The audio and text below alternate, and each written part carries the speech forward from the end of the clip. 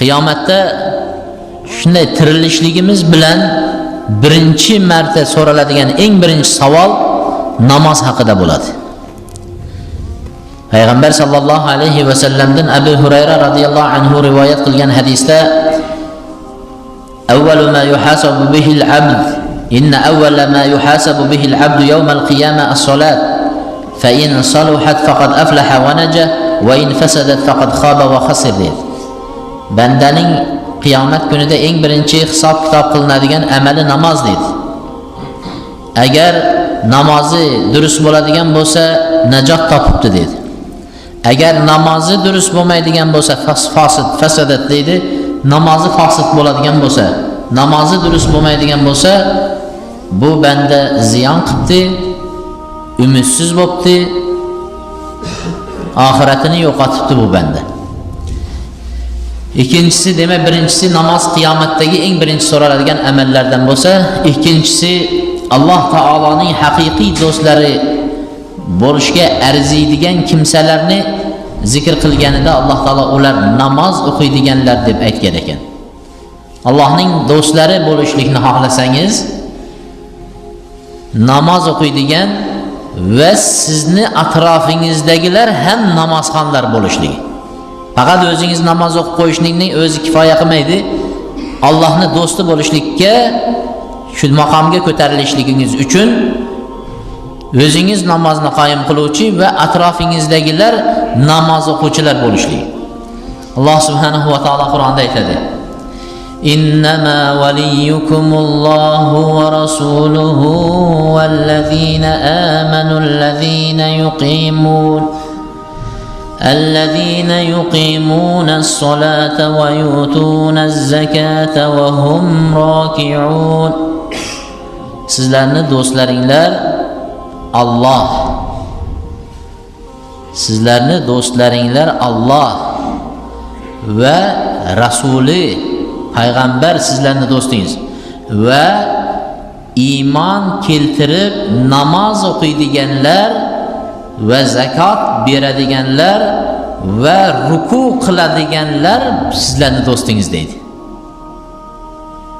Nima qilasiz? Har xil do'st izlab. Agar Alloh sizni do'stingiz bo'lsa, hech qayerda xo'r bo'lmaysiz, zor bo'lmaysiz, hech narsaga muhtoj bo'lmaysiz. Ba'zi odamlarni ulfatlarini, johillarni tashab keta olmayotganini ko'rasiz.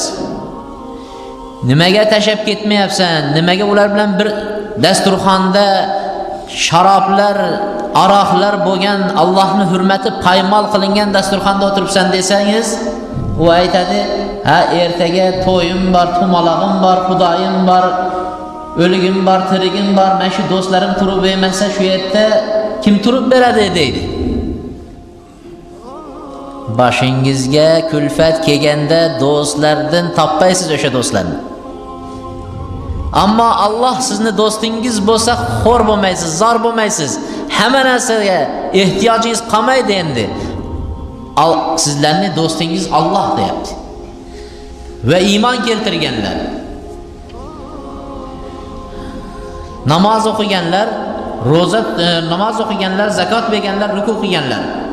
وَمَنْ يَتَوَلَّ اللَّهَ وَرَسُولَهُ وَالَّذِينَ آمَنُوا فَإِنَّ حِزْبَ اللَّهِ هُمُ الْغَالِبُونَ. Kim Allohni do'st tutsa, kim Allohni do'st tutsa, payg'ambarni do'st tutsa, iymon keltirganlarni, namozxonlarni o'ziga do'st tutadigan bo'lsa, ba'zi johillarni ko'rasiz, ko'chalarda namozxonni ko'rsa chochi tikka bo'lib ketadiganlar ham bor. Namozxonni ko'rganda chochi tikka bo'lib ketadigan bechora shaytonning do'stlari bor. Allohni do'st tutgan, payg'ambarni do'st tutib, iymon keltirib, namoz o'qiganni do'st tutgan kishilar, ana shular Allohning to'dalari. Allohning to'dalari, to'plari, bular g'olibdir har vaqt deydi. Namoz o'qib qavmi qarindoshida kaltak yeyapgan. Namoz o'qib mahallasida alako'z bo'lib qarayotgan odamlar namoz o'qiganligi uchun hech ham xafa bo'lmasin. Ya namoz o'qiganligi uchun jo'ra ulfatlaridan yakkalanib qolgan bechora. Namoz o'qiganligi uchun ko'p jaholatlar botqog'ida birga o'tira olmasdan o'zi chekkada qolib ketgan kishi. Hech ham qayg'urmang, g'olibsiz. Namoz o'qisangiz, yakka o'zingiz bo'lsangiz ham hayotda biling, Alloh siz bilan, demak siz g'olibsiz. Allohni do'st tutgan, payg'ambarni do'st tutgan, iymon keltirgan do'st tutganlar Allohning to'dalari, ular g'olibdir. يا أيها الذين آمنوا لا تتخذوا الذين اتخذوا دينكم هزوا ولعبا لا تتخذوا الذين اتخذوا دينكم هزوا ولعبا من الذين أوتوا الكتاب من قبلكم والكفار أولياء. Ey iymon keltirganlar deydi. Ey iymon keltirganlar, sizlarni diningizni masxara qilib, o'yinchoq qilayotgan kishilarni do'st tutmang. Sizni diningizni birov masxaralasa, yo bir musulmonni masxaralasa,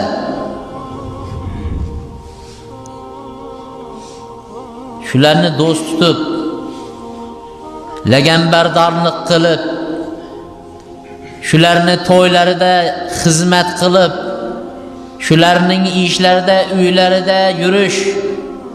Alloh taolo aytibdi, unday odamlarni do'st tutmang. Ular sizlardan avval o'tgan ahli kitoblar, yahud, nasoralar sizlarni dinlaringlarni masxaralaydiganlar. Kofirlar sizlarni dininglarni masxaralaydiganlar. Ularni do'st tutmang. Ular ba'zisining do'sti o'zi ular. Tili birlashib ketaveradi ularni. Musulmonlarga ziyon yetkazishlikda kofirlarning hammasi tili bir bo'laveradi.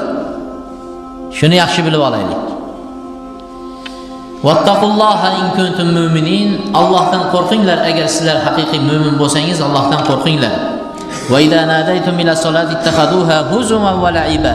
Ularni namozga nido qilib chaqiradigan bo'lsangiz, ular buni masxara qilib ushlashadi.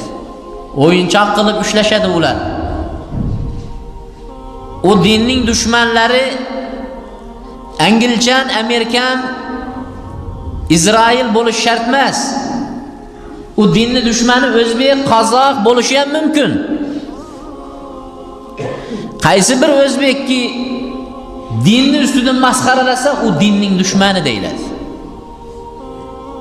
Qaysi bir o'zbekki namozga nido qilingan vaqtida kuladigan bo'lsa, ya namozxonning ustidan kuladigan bo'lsa, masxaralab, bularni do'st tutmang, bular din dushmanlari bular. Ittahaduha huzuwan va la'iba. Dinni masxara qilib ushlaydi, o'yinchoq qilib ushlaydiganlar deyapti Alloh subhanahu va taolo.